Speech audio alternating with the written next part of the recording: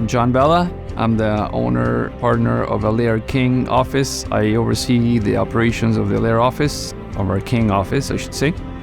Been in the industry for about 20 years. Joined Alair 2 years ago. The hospital, SickKids, means a lot to my family in particular, at this moment especially, since one of my nephews is going through treatment right now for leukemia. He was diagnosed about a year ago, so it was a big hit to the whole family. The timing with SickKids and Alair coming together couldn't be better, because SickKids started this campaign to build a newer, better hospital. Having kids, obviously, I've been to SickKids a few times. Thankfully, nothing serious. It is extremely busy.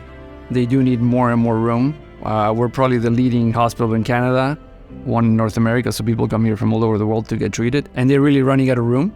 And if you've ever been there, I've been there a few times, you can tell. There's people waiting in the hallways, there's people with patients, with babies waiting in the coffee shop. A lot of our partners are parents. A lot of us have used SickKids, and we're lucky to have one. So the Cheryl Hickey project started as just a project for a celebrity. We're gonna run it all together as Alair, as a team. And then SickKids was like a bonus to us, especially to me. So once they said they were gonna do stuff for charity, and then they decided on SickKids, I was 120% on board. We signed a 5-year deal to come up with a $100,000 donation as Alair. I think it's more than attainable. I think we can do much better.